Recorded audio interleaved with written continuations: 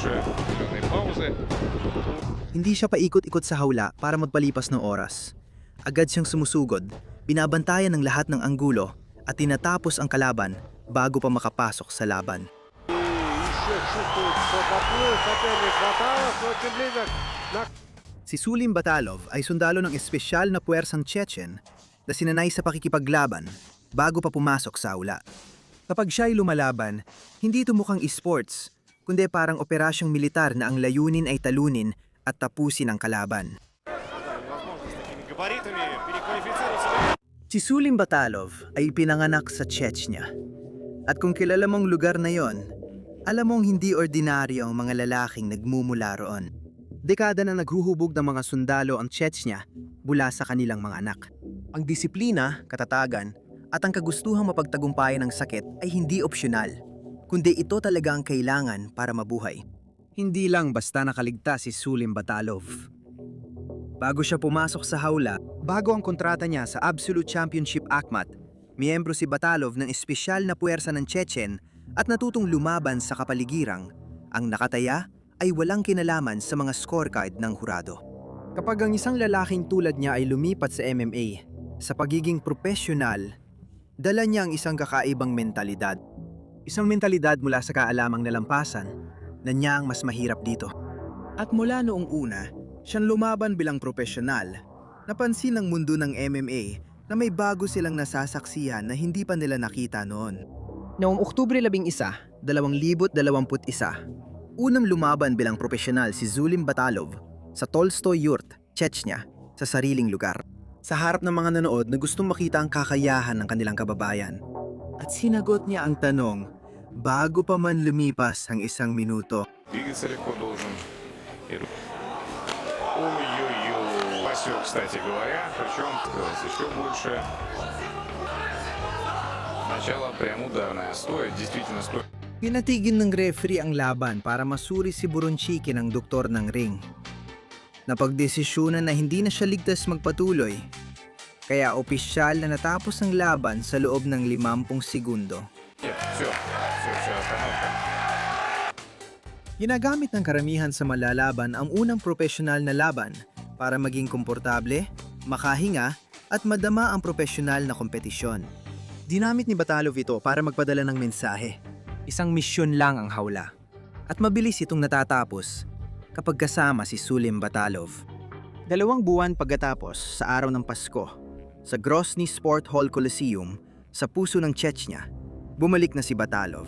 Ang kalaban niyang si Asamad Tukhov ay mas mataas ang antas, mas matibay, mas may karanasan, at hindi siya iyong uri ng manlalabang mapapatumba sa loob lang ng ilang segundo ng walang plano. Так, ага, при этом уже чувствуется, потихонечку спортсмены находят.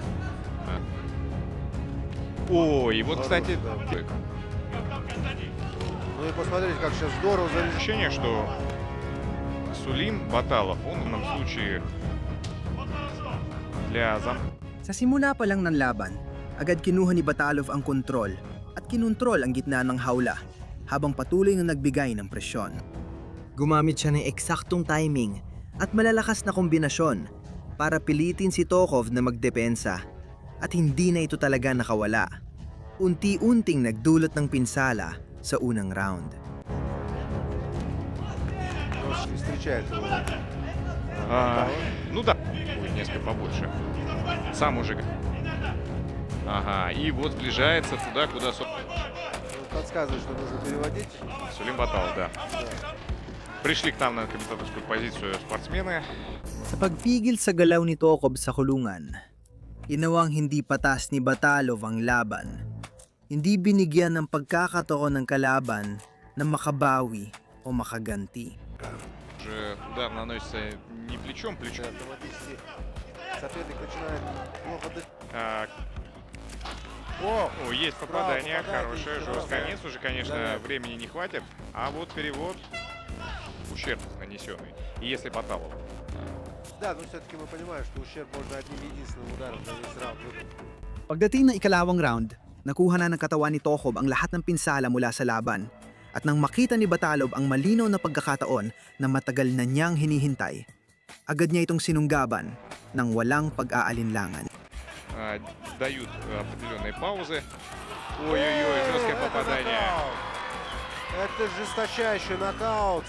Sa loob ng 1 minuto na ikalawang round, napabagsak agad ni Batalov ang kalaban sa pinakamapanirang paraan. 2 laban, 2 knockout.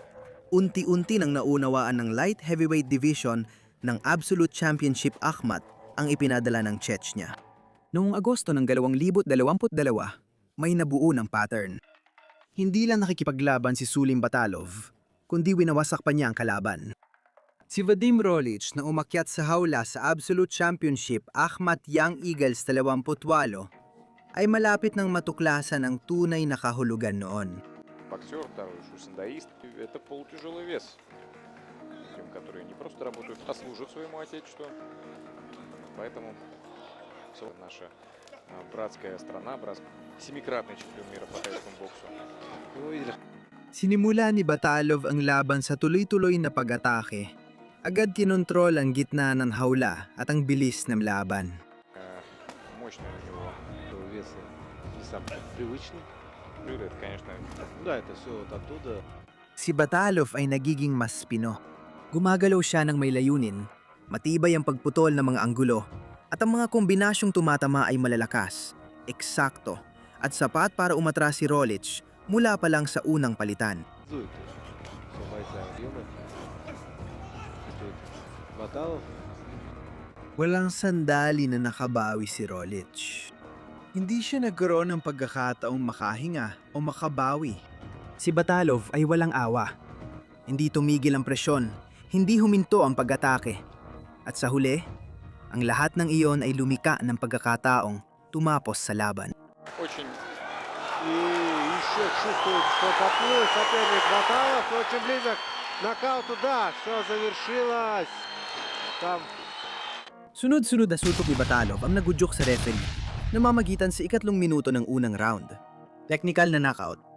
3 laban, 3 knockout na panalo, 3 kalabang umuwi na may parehong aral. Si Sulim Batalov ay walang talo at hindi mapigilan, walang sinumang makatapat sa kanya sa unang round. Aka-161 yon at may bagong pangalan na lumilitaw sa kabilang bahagi ng hawla. Abdul Hamid Davletov.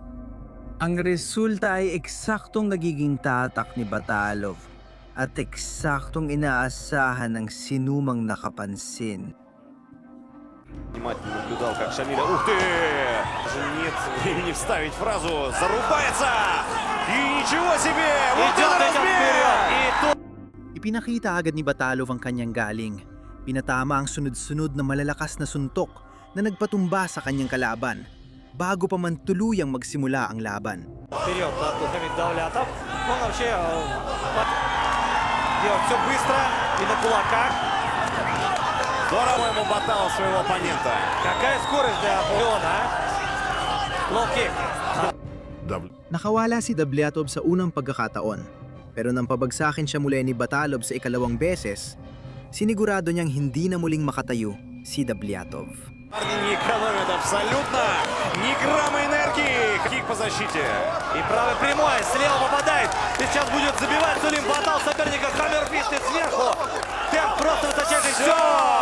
Sinundan siya ni Batalov sa sahig gamit ang ground and pound. Kaya napilitan ng referee na awatin ang laban matapos lamang ang 56 na segundo ng unang round.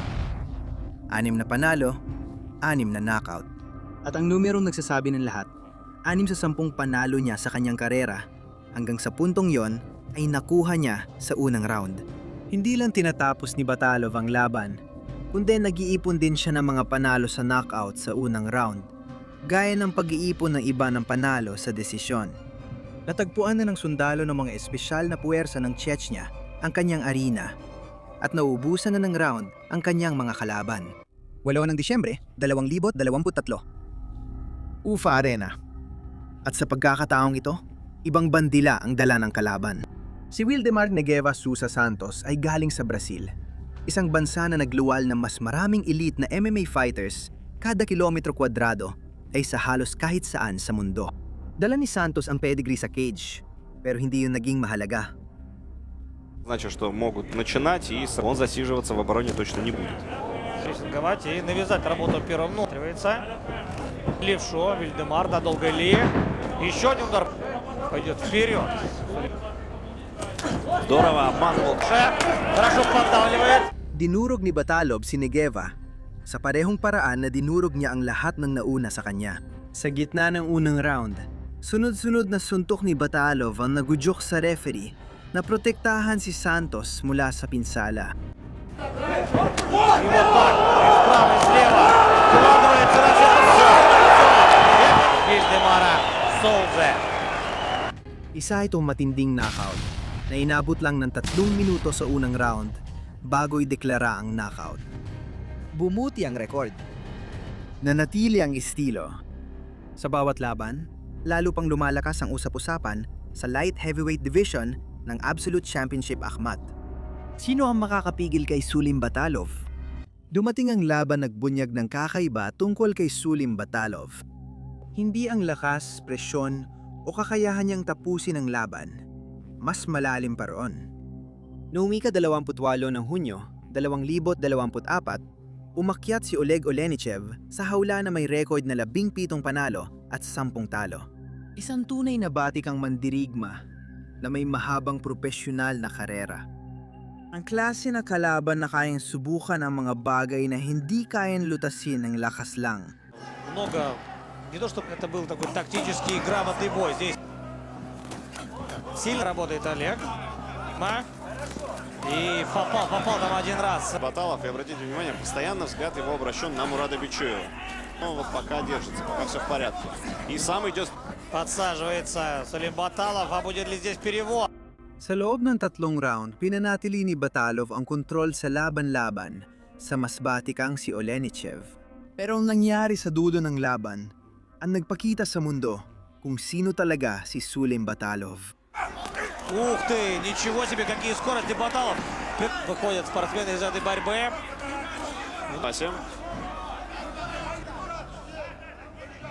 Постарался его провести, но не получилось. Habang sugatan at pagod na si Olenichev, ayon sa ulat, sinabi ng sulok ni Batalov na tigilan na niyang suntukin sa ulo si Olenichev. Sinunod ni Batalov ang payo at hindi na tinapos ang kalaban gamit ang suntok sa ulo bilang respeto at sportsmanship. Полминуты. Ой-ой-ой. Жесткие удары. И не так много остается, и просто сейчас, да, не довершает начатое Сулим Баталов.